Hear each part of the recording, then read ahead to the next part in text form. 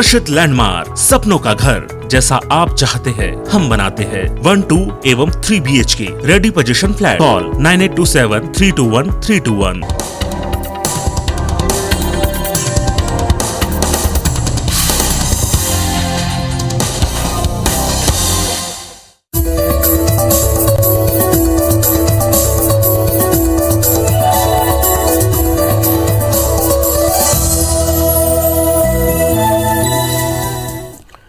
नमस्कार, मैं हूं पीयूष त्रिपाठी और आप देख रहे हैं हमारा विशेष कार्यक्रम सितारे हमारे। आप सभी दर्शकों का इस कार्यक्रम में स्वागत। दोस्तों, आज बात करेंगे आज के पंचांग की, व्रत त्योहार की, साथ ही हम आपको आपका राशिफल बताएंगे। आज चर्चा करेंगे भारत में अति अल्प दृश्य सबसे लंबा आंशिक चंद्रग्रहण। ध्यान से सुनिएगा, अति अल्प दृश्य सबसे लंबा आंशिक चंद्रग्रहण मतलब भारत में जिसे सबसे कम देखा जाएगा पर दुनिया का सबसे लंबा आंशिक चंद्रग्रहण होने वाला है।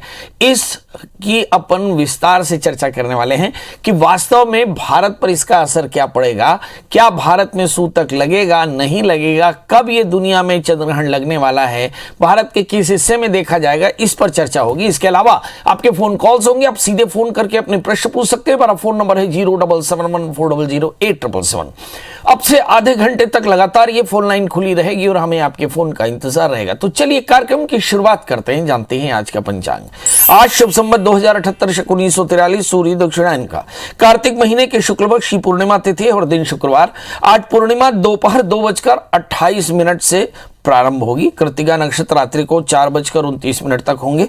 आज चंद्रमा वृषभ राशि में होंगे। आज का राहु काल 10:26 से 11:49 तक होगा। तो दोस्तों, ये तो था पंचांग और अब बात करते हैं भारत में दृश्य, भारत में अति अल्प दृश्य सबसे लंबे आंशिक चंद्रग्रहण की। जी, इस साल 4 चंद्रग्रहण हैं, जिसमें 2 सूर्य और 2 चंद्रग्रहण हैं। साल 2021 का दूसरा चंद्रग्रहण 19 नवंबर को यानी आज है। कार्तिक मास के शुक्ल पक्ष की पूर्णिमा तिथि गुरुवार को चंद्रग्रहण लग रहा है, जो शुक्रवार दोपहर 2:28 तक रहेगा। मतलब बहुत साफ है कि यह दृश्य भारत में नहीं देखा जा सकेगा। भारत के अरुणाचल प्रदेश के सुदूर पूर्वोत्तर भाग के इस ग्रहण का थोड़ा सा स्पर्श, सम्मिलन, उन्मिलन, मध्य तो दृश्य नहीं हुआ, किंतु मोक्ष थोड़ा सा दिखाई पड़ सकता है। दोपहर 12:48 से शुरू होकर शाम 4 इस आंशिक चंद्रग्रहण की अवधि 3 घंटे 28 मिनट और 24 सेकंड है। जिन स्थानों पर ग्रहण दिखेगा वहीं पर सूतक का विचार रहेगा। यानी बहुत साफ है कि भारत में यह नहीं दिखाई पड़ेगा, तो यहां सूतक नहीं है। मेरा ख्याल है कि जो हमारे यहाँ जो सूर्यास्त है, एक बार फिर से हम आपको बता दें कि जो सूर्यास्त है, सूर्यास्त के बाद जो चंद्रोदय होगा उसको हम देखेंगे कि चंद्रोदय इस समय शाम को होने वाला है। जिन स्थानों पर ग्रहण लग रहा है उन्हीं स्थानों पर ही हम सूतक देख सकेंगे। बहुत बढ़िया। सायंकाल चंद्रोदय 5:22 के बाद ही होगा। शास्त्रों के अनुसार चंद्रग्रहण का सूतक ग्रहण आरंभ करीब 9 घंटे पहले आरंभ हो जाता है। अतः जिन जगहों पर ग्रहण दिखाई पड़ेगा उन जगहों पर 9 घंटे पहले सूतक होगा, अन्यत्र कहीं भी सूतक का विचार नहीं किया जाएगा। चंद्रग्रहण के सूतक के दौरान ओम क्षीर पुत्राय विद्महे अमृत तत्वाय धीमहि तन्नो चंद्र प्रचोदयात्, ऐसे इस चंद्र मंत्र का जाप करना श्रेयस्कर होगा। चलिए, तो हमने आपको बता दिया कि भाई इस समय कितने बजकर कितने मिनट पर चंद्रग्रहण लग रहा है। और चंद्रग्रहण चूंकि भारत के टाइम से दिन में लग रहा है, इसलिए भारत में दृश्य नहीं होगा। भारत के सुदूर अरुणाचल में इसका मोक्ष थोड़ा सा देखा जा सकेगा, पर चूंकि भारत में ग्रहण दृश्य नहीं है, फिर भी इसके कारण इसको सूतक भारत में मान्य नहीं होगा। मगर उन जगहों पर सूतक मान्य होगा जहां पर भारतीय लोग रहते हैं, जहां पर ग्रहण देखा जा सकेगा, वहां वो सूतक जरूर मानेंगे। सूतक ग्रहण काल के प्रारंभ से 9 घंटे पहले प्रारंभ होगा और सूतक में सूतक के नियम होंगे। आमतौर पे सूतक बोलते हैं आशीर्वादम देव पूजाम प्रत्युत्थानाभिवंदनम परैक्य शयनम स्पर्शम न कुर्याम सूत के। तो मतलब सूतक में आशीर्वाद, देव पूजा, प्रत्युत्थान, अभिवंदन, खाट पर सोना तो ये सारी चीजें वर्जित होती हैं।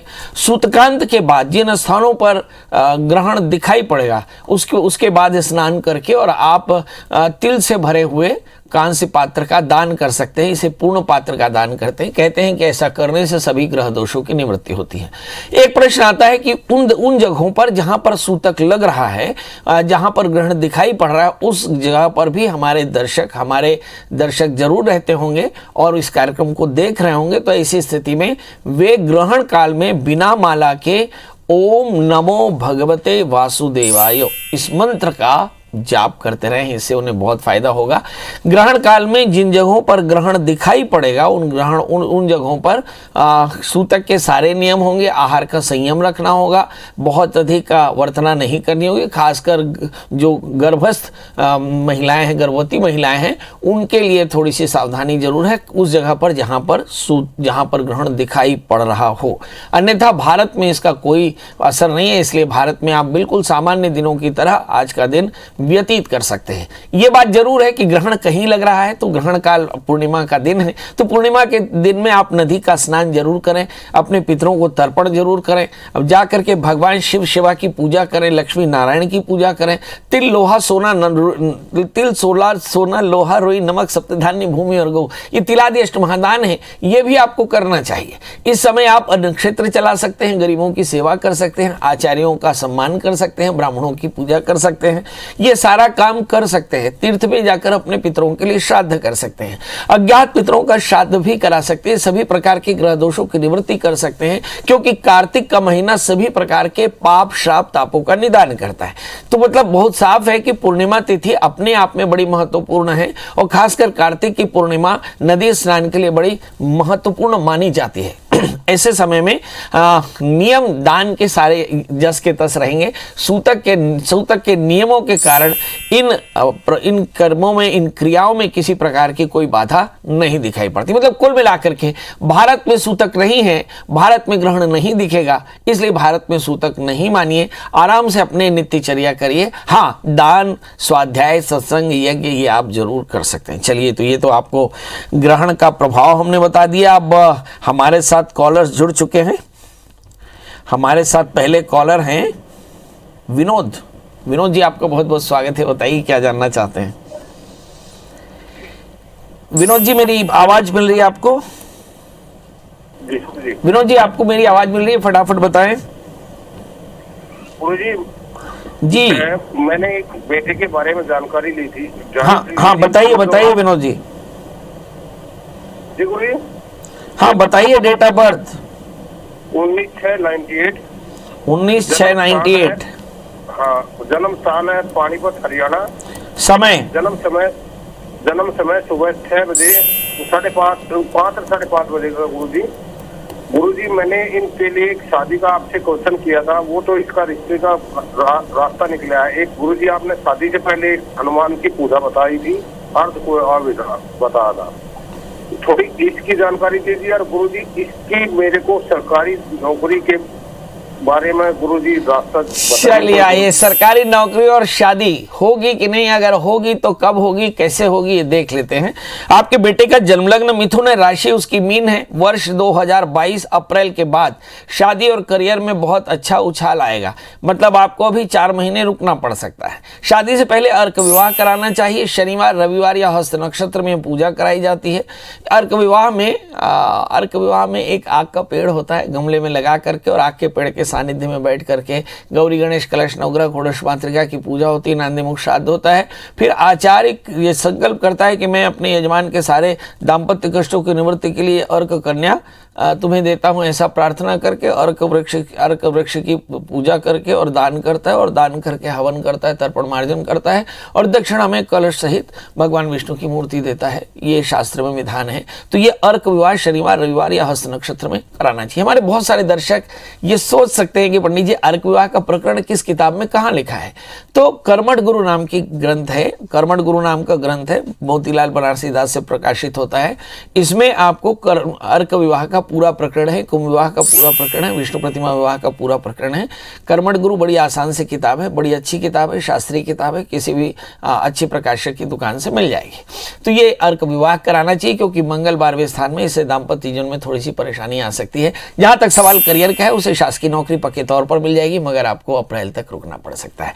सवाल यह है कि इस बच्चे को कुछ पहनाना चाहिए, तो आपके लिए आपके ऊपर है कि आप एक 4 कैरेट का पन्ना, एक 4 कैरेट का जामुनिया इसे पहना सकते हैं, इसके बहुत फायदा होगा जी। हमारे साथ अगले कॉलर सूर्य कुमार जी है। सूर्य कुमार जी, आपका बहुत बहुत स्वागत। बताइए क्या जानना चाहते हैं। प्रणाम सर जी। जी प्रणाम। मिथिलेश्वरी साहू है, जिनका डेट ऑफ बर्थ है 6/6/97, सुबह 6:45 का टाइमिंग है। आपसे पहले बात हुआ था तो उस समय कुरुद धमतरी जी बताइए क्या जानना चाहते हैं, क्या जानना शादी के सिलसिले में जानकारी चाहिए था। आप पिछले टाइम जो रास्ता बताए थे, हम लोग पूजा वैसी किए थे, लेकिन कोरोना की वजह से सगाई होने के बाद उनका हस्बैंड का डेथ हो गया था। तो इन्हीं के सिलसिले में शादी कब होगी और क्या उपाय कर सकते हैं, इसी की जानकारी चाहिए था। चलिए देखते हैं। इस बच्ची का जन्म लग्न मिथुन है, इसकी राशि भी मिथुन है, दशम स्थान में शनि है और सप्तमेश बृहस्पति 8वें स्थान में है।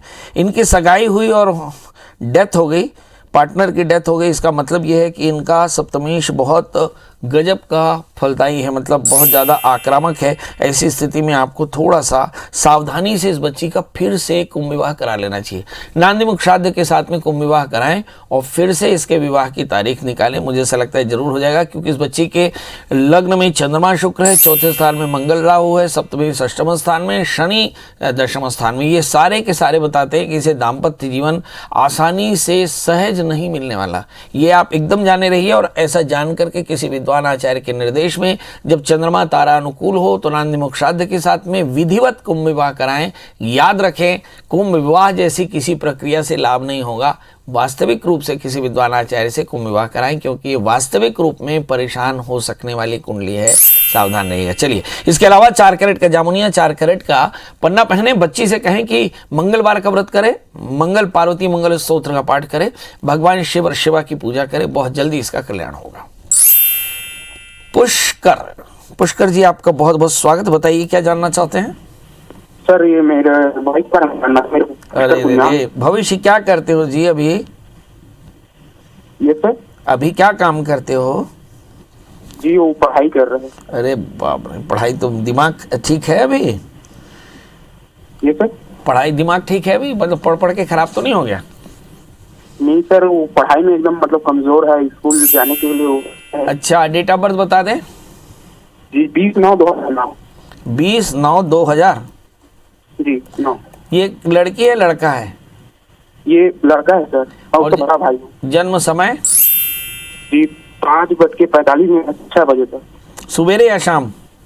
सुबह। और जन्म स्थान है? भैया आप अच्छी जगह सिग्नल पे आ जाओ, बहुत परेशान हो रहे हैं। नगरी धमतरी। जी बताएं क्या जानना चाहते हैं। सर, इसके पढ़ाई के बारे में जानना था भाई। इनके पढ़ाई के बारे में जानना चाहते हैं। पंडित जी पढ़ाई कर नहीं रहे हैं। सवाल ये है, पढ़ाई कर नहीं रहे हैं या पढ़ नहीं पा रहे हैं या पढ़ना नहीं चाहते हैं? सवाल क्या है? इस बच्चे का जन्म लग्न कन्या है और इसकी राशि वृषभ है। तृतीयेश मंगल 12वें स्थान में है। मन एव मनुष्याणाम कारणम बंध मोक्षयो। जब कभी भी किसी का तृतीयेश 6ठे 8वें 12वें बैठ जाए तो समझ लेना कि उसके अंदर में पुरुषार्थ कम है, और पुरुषार्थ कम होने के कारण आत्मविश्वास कम है, और आत्मविश्वास कम होने के कारण एकाग्रता कम है, और एकाग्रता कम होने के कारण पढ़ाई में लाभ नहीं है। मतलब कुल मिलाकर के यदि ये थोड़ा भी अनुशासन रख करके एकाग्रता बढ़ाकर पढ़ाई करे तो बहुत अच्छे से पढ़ सकता है। ही इज़ एप्रोप्रिएट इंटेलिजेंट, बहुत इंटेलिजेंट बच्चा है। इसे बाकी चीज़ों में बहुत नॉलेज है। लग्न में सूर्य बुध बैठा, बच्चे के बुधादित्य योग है। इस बच्चे के भाग्य स्थान में गुरु शनि चंद्रमा है, मतलब बच्चा बहुत भाग्यशाली भी है। अब सवाल यह है कि ये पढ़ेगा कि नहीं। ये तो आप बच्चे को थोड़े संस्कार देकर काउंसलिंग करके ये तय कर सकते हैं कि बच्चा पढ़ाई में मोटिवेट हो। मुझे ऐसा लगता है कि बच्चे की जो दशाएं चल रही, जैसे शुक्र शुक्र की दशा चल रही है। हो सकता है बच्चा प्रपोज करे कि मुझे पढ़ना ही नहीं है, ये स्थिति बहुत भयानक होगी, क्योंकि शुक्र की दशा अब नवंबर से शुरू होने वाली है। हो सकता है कि वो पढ़ाई एकदम छोड़ दे, ये बहुत अच्छी स्थिति नहीं होगी। यानी सबसे पहले उसकी काउंसलिंग कराएं, काउंसलिंग करा करके शुक्र की शांति कराएं, मंगल की शांति कराएं। आप देखेंगे आपको बच्चा पढ़ भी लेगा और आगे चलकर उसका करियर भी अच्छा हो जाएगा। हमारे साथ कॉलर्स के जुड़ने का सिलसिला जारी है। यदि आप हमारे साथ फेसबुक लाइव में जुड़े हो तो आप हमारा कार्यक्रम शेयर कर दें, अपनी डेट ऑफ बर्थ, टाइम और प्लेस के साथ अपनी डिटेल लिख दें। इस कार्यक्रम के दौरान या इस कार्यक्रम के बाद हम जरूर आपके प्रश्नों का जवाब देंगे। हमारे साथ इस वक्त जुड़ी हैं ऋचा जी। ऋचा जी, आपका बहुत बहुत स्वागत है। बताइए क्या जानना चाहती हैं? नमस्ते गुरुजी। नमस्कार, बताएं। गुरुजी, मुझे जानना है, अभी मैं बीकॉम फाइनल ईयर कर रही हूँ। जी जी। मैं अपने लाइफ में पहला कॉम्पिटिटिव एग्जाम अभी फाइट करने वाली हूँ 23 नवंबर को, एसएससी जीडी कांस्टेबल का। कांस्टेबल का? जी। वाह वाह, बहुत अच्छा। अपनी डेट ऑफ बर्थ बताओ बेटा। गुरुजी, मेरा डेट ऑफ बर्थ 13 नवंबर 1999 का है, लेकिन इसको रिजल्ट में 25 सितंबर 2000 कर दिए। समय समय समय सुबह के 7 बजे। और जन्म स्थान? जन्म स्थान चारमा, कांकेर। बेटा बताओ, पढ़ाई तुमने बीकॉम की है? ये सब बीकॉम कर रही हूँ, बीकॉम फाइनल ईयर कर रही हो, और तुम चाहती हो पुलिस में भर्ती होना? जी। तो खाली पुलिस में मतलब कांस्टेबल बनोगी कि आगे सब इंस्पेक्टर या आईजी या डीआईजी या एसपी या नहीं, आगे का सिविल का तैयारी करने का सोच रही हूँ। अच्छा, सिविल की भी तैयारी करने की सोच रही हो। चलिए, अब पंडित जी को जवाब देना है कि आपके भाग्य में लिखा क्या है। चलिए देखते हैं। आपका जन्म लग्न वृश्चिक है और आपकी राशि धनु है। लग्नेश मंगल धन स्थान में है। शायद एडवेंचर आपकी लाइफ का पार्ट है, इसलिए पुलिस की सर्विसेज आपके लिए बहुत सूट करती है। आप बिल्कुल सही कर रही हैं। बहुत बड़े टारगेट को टुकड़ों में हासिल करना चाहिए। बहुत जल्दी आप कांस्टेबल बनने वाली हैं, मेरी तरफ से शुभकामनाएं। मगर थोड़ी सी अपनी एंग्जाइटी पर कंट्रोल करना और डाइवर्शन बिल्कुल नहीं रखना। भाग्य स्थान में राहु है, डाइवर्शंस के कारण आपको तकलीफ आ सकती है, तो बिल्कुल वो ना रखें। दूसरा, अपना हार्मोनल चेंजेस हो रहे हैं, डॉक्टर को सलाह लेते रहना। तीसरी बात यह है कि नित्य ओम नमः शिवाय इस मंत्र का जप करके भगवान शिव को प्रणाम जरूर करते रहना। इस समय शनि की दशाएं, डिस्ट्रैक्शन की संभावनाएं बहुत ज़्यादा हैं। डिस्ट्रैक्शन से बच के रहना। यदि आप डिस्ट्रैक्शन से बच के रह रहे हैं तो निश्चित तौर पर जानिए कि आने वाले 1.5 वर्ष के भीतर में आपका करियर बहुत शानदार हो जाएगा। सवाल यह है कि करना क्या चाहिए। कोई ताबीज लॉकेट पहनने की इच्छा है तो आप एक 8 कैरेट का इटालियन मूंगा, 4 कैरेट का टोपाज पहन लें और सोमवार का व्रत किया करें, भगवान शिव का पूजन, ओम नमः शिवाय इस मंत्र का जप करें। बहुत जल्दी आपकी सारी मनोकामनाएं पूर्ण होंगी। जी। बिंदु जी आपका बहुत बहुत स्वागत है। बताइए क्या जानना चाहते हैं? प्रणाम पंडित जी। प्रणाम, बताएं। पंडित जी, मैं खुद के बारे में जानना चाहती हूँ। मैं डेट ऑफ बर्थ बता दें। 22/3/83। 22/3/83। हाँ, और समय बता दीजिए। कभी जी, जन्म समय तो नहीं पता, अंदाजा सुबह शाम कुछ ऐसा। हाँ, वही 11 बजे से आसपास है शायद। सुबेरे का? जी। अच्छा, जन्म स्थान मोटा छत्तीसगढ़ तो बहुत छोटा है। कांकेर है? नरहरपुर छत्तीसगढ़। ये कहाँ पड़ता है नरहरपुर? ये कांकेर जिला। कांकेर में। बहुत सुंदर। अब बताइए क्या जानना चाहती हैं आप? मेरा मन उदास क्यों रहता है, यही जानना चाहती हूँ पंडित जी। मैं आपका मन उदास क्यों रहता है? ये बड़ा अजीब सा प्रश्न है कि आज तक किसी पंडित से किसी ने शायद ये प्रश्न किया होगा, क्योंकि बिना आत्मदर्शन के ये प्रश्न आ नहीं सकता। अब इस प्रश्न का जवाब भी ज्योतिषी दे सकता है, क्योंकि आपका जन्मलग्न वृषभ है, राशि आपकी मिथुन है। ध्यान से सुनिएगा। तृतीय चंद्रमा राहु से आक्रांत है। मन की उदासी की 2 वजह होती है। मन चाहे और मन की चाहना पूरी ना हो तो मन उदास हो जाता है। मतलब मन की चाहना है और मन की चाहना की प्राप्ति नहीं है, इसलिए मन उदास रहता है।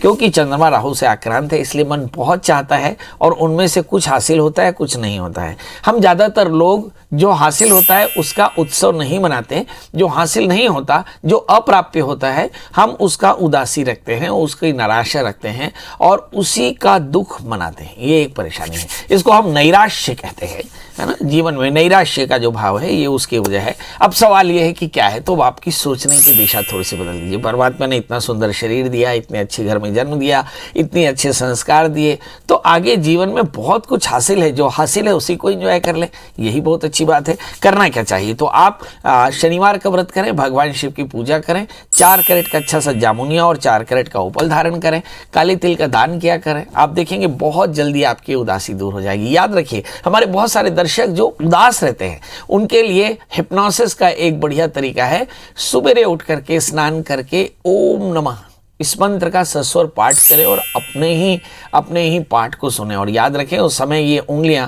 लॉक कर लें, है ना। ये ज्ञान मुद्रा में, ध्यान मुद्रा में अगर आप ओम नमः इस मंत्र का जाप करके उससे सुने तो आप देखिए कि आपकी उदासी दूर हो जाएगी, जीवन में खूब आनंद रहेगा। चलिए, तो अब आपसे विदा लेने का समय, जाते जाते फिर से वही बात दोहरा देते हैं कि भाई और बहनों, आज भारत में सुदूर अरुणाचल के कुछ एक हिस्सों में जो चंद्र ग्रहण है उसका मोक्ष का अल्प दर्शन हो सकता है। वैसे मोटे तौर पर भारत में बहुत लंबा दिखने वाले जो चलने वाले चंद्र ग्रहण का बहुत अल्प दर्शन होने वाला है। इसलिए भारत में किसी भी प्रकार के सूतक की मान्यता नहीं होनी चाहिए। आराम से आप अपनी नित्यचर्या कर सकते हैं। कार्तिक की पूर्णिमा है, नदी का स्नान करें, खूब खुश रहें, दान करें, स्वाध्याय करें, संतों की सेवा करें, भगवान की पूजा करें, गरीबों की सेवा करें। और जाते जाते वही एक बात कि इसके बाद अगर दिमाग में कोई प्रश्न हो तो दिन को 11 बजे से रात 8 बजे तक पंडित जी को कॉल करें। पंडित जी का नंबर ढूंढना बड़ा आसान, गूगल में सर्च करें, प्रिया श्रवण त्रिपाठी, मिल जाए तो कॉल करें। दोस्तों, कल फिर हाजिर होगी किसी नए विषय के साथ। तब तक मुझे दीजिए इजाजत। नमस्कार।